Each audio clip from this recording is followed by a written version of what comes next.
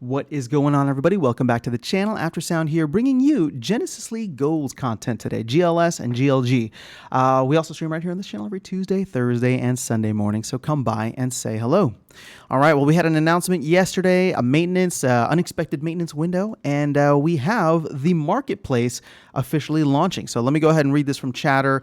Let's see, marketplace officially launching. Cards will now be able to be bought and sold on GLG using credits and GLUSD. Now, the minimum listing fee will be 25 cents. I'm assuming 25 or 0.25 GLUSD. And they're saying to keep transparency, this is to ensure that royalties between GLG and MLSPA are always divisible. As a longer term solution, we are going to change the position of GLUSD to allow cards to be listed for less than 0.25, but that will take some design and development work. When credits are used on the market, they'll be burned and GLUSD will be paid out from the GLS goals wallet on the other end. So similar to how the Splinterlands, they'll take credits and then pay out DEC on the other side.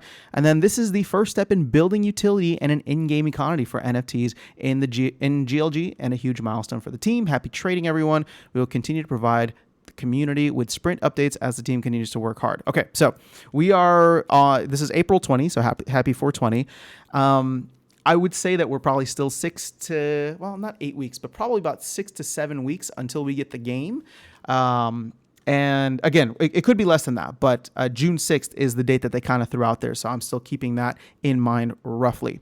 Now, here's what I think is the most important part of this, the listing fee and why. So this is to ensure the royalties between GLG and MLSPA are always divisible. Now, I don't know if this was mentioned before, and if it was, I apologize for missing it, but I actually really, really love this because now we know for sure that the MLSPA has a vested interest in seeing this game succeed through the royalties, because many people might have thought, oh, okay, similar to other deals, maybe they just took the fee. Here's a small gaming company that wants to come in and use our players, use the likeness of the players or whatever, and here we'll just charge them a fee. They can use it, and we don't really care what happens. But I've always loved this idea of like kind of sharing or splitting the profits or rewards, because now they have every incentive to see this game actually succeed. And so how much work they're going to put in, I don't know, but the incentive is there. And we know that there's certain partnerships, certain, marketing things that the team is planning to do with certain players and all that. So I'm actually really, really excited about this, because the more the game grows, if Splinterlands can go and write a check every week, or sorry, not every week, but every month or every quarter to the MLSP and say, hey, we have a solid player base. There's a very active market, and here's your cut of the royalties.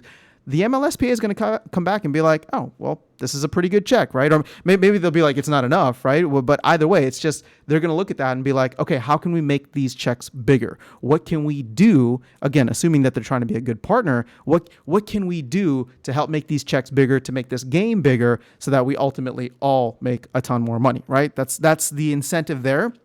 Just being very transparent, right, of what it should be or what it is. And I like it. I really, really do like it. So that's a pretty great revelation, at least for me. Again, if I missed it earlier, sorry about that. But yeah, that's pretty cool. So let's go ahead and just take a look quickly at the market. What I am liking here is the fact that you have cards that are going for like 50 cents. And now my guess is that if there's a listing fee of 25 cents and then a market fee, like, people are not making that much on these cards, but they're still willing to sell them. Maybe they got a bunch when they opened up.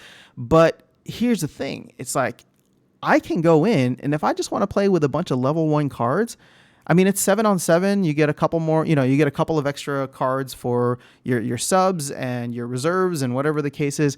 I mean, you could technically at these prices start playing, after the franchise license or whatever it's called. What is it called? Franchise? I should probably figure it out. Franchise license. There you go.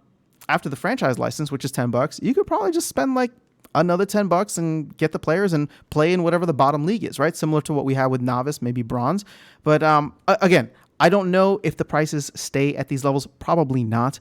But they may go down, right? You never know. They may go down over time, because if there's a ton of cards, a ton of packs, and more players are coming in, opening and trying to flip and trying to find the ones that they want, that could create a very interesting market dynamic. So just right off the bat, I'm feeling pretty good about Genesis League goals right now.